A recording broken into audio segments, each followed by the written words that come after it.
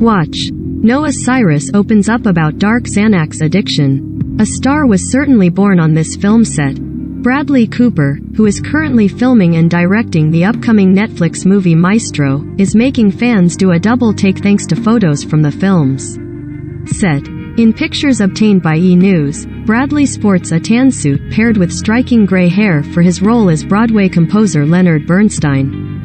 And Bradley isn't the only who has undergone a bit of makeup and hair magic for the movie. Co-star Carey Mulligan, who plays Bernstein's wife Felicia Montealegre, can also be seen in the shot with a vintage bob hairstyle. The real-life composer, who is best known for West Side Story, died in 1990 at age 72. It's likely Bradley and Carey will also film some scenes without wearing aging makeup, as Maestro will show Leonard through different stages of his life. Originally, the movie was going to be in the hands of Steven Spielberg until Bradley expressed interest in directing the project. I told Steven, "I always felt like I could play a conductor, but may I research the material and see if I can write it and direct it?" Bradley told the outlet in January, "Would you let me do that?" And lucky for him, Steven granted his wish. "He was kind enough to hand it off to me," Bradley said, "and that's what I've been doing for the last 4.5 years. The film is expected to be released next year. To see more stars who unveiled big transformations in recent films, keep scrolling. Jessica Chastain. While she is the frontrunner in the Best Actress race for her portrayal of televangelist Tammy Faye Bakker for The Eyes of Tammy Faye, Chastain admitted she was freaked out the first time she put on the heavy makeup Bakker was known for. "The very first test I did was difficult, honestly," Chastain told the Los Angeles Times. "I mean, we fixed it. But I was freaked out. I was like, I don't know how to act like this. People think it's easier, but it's not. You have to reach through the makeup, you can't let the makeup be the performance." Revealing that it took 4 hours each day for the film's also nominated hair and makeup team to complete her physical transformation, including sealing a dimple line her chin and making her face more round, Chastain also opened up about how turning into Bakker affected her on the inside and out. "I think for sure I've done some permanent damage to my skin on this," she told the publication. "Listen, I eat very pure and I take very good care of my skin and I stay out of the sun and all that stuff. But it's heavy. And when you're wearing it all day every day, the weight of it on your body, it stretches your skin out." Kristen Stewart. The Twilight star took on a royal challenge for Spencer, which follows Princess Diana over the course of a pivotal weekend in her life, December 1991, when she decides to leave her husband, Prince Charles. Though the movie only focuses on a small portion of time, the Best Actress nominee spent 4 months researching the late royal. "The script doesn't profess to know anything, it doesn't cover any black and white detail," Stewart told Variety. "But I read everything. And somehow, in a sort of abstract way, the script substantiated everything I learned in detail. So it was really nice that The Crown existed. And it was really nice that we've had all these documentaries and this evolved relationship with what happened." To take on Diana's voice, Stewart worked with dialect coach William Conacher, who also trained Emma Corrin for The Crown and Naomi Watts when she played the People's Princess in 2013's Diana. For the physical transformation, hair and makeup designer Wakana Yoshihara created 2 wigs, each costing close to $6,000, to capture Diana's feathered. This process took about 6 weeks, and I probably colored the wig 3 times before I met Kristen, Yoshihara shared with InStyle.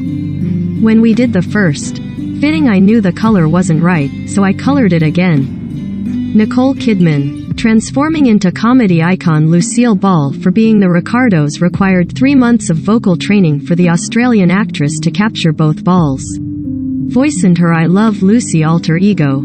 "It was terrifying. It was so out of my reach," Kidman admitted to Vanity Fair of learning how to speak like Lucy Ricardo.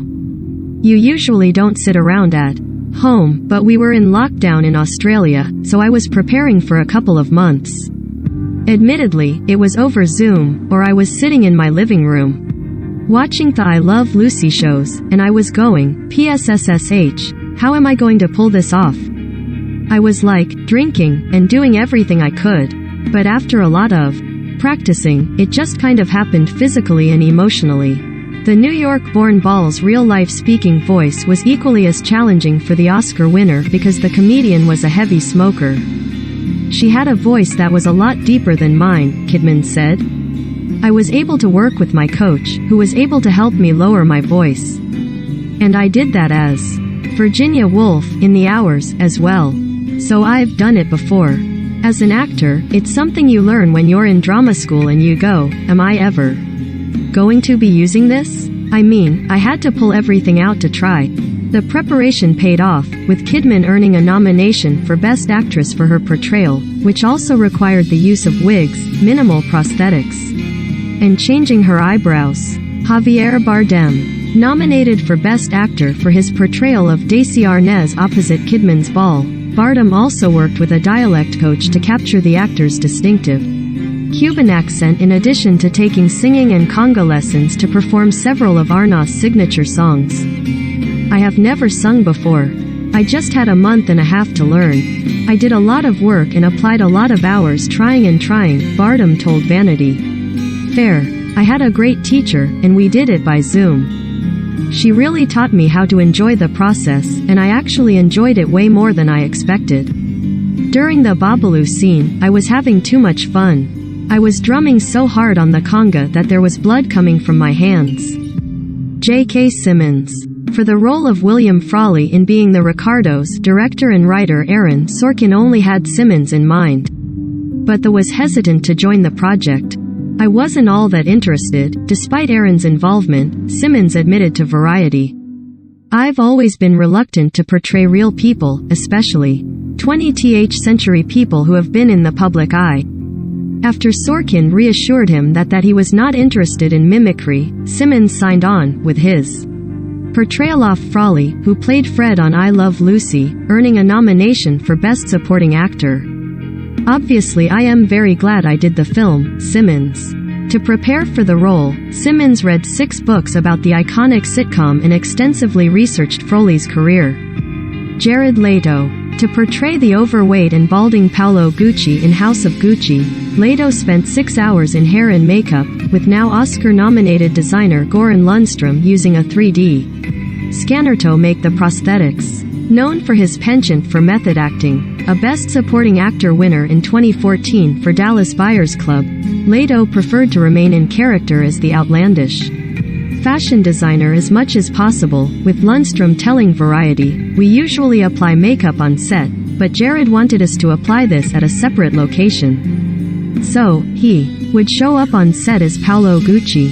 Leto's transformation was so realistic that his co-star Al Pacino didn't recognize him the first time they met.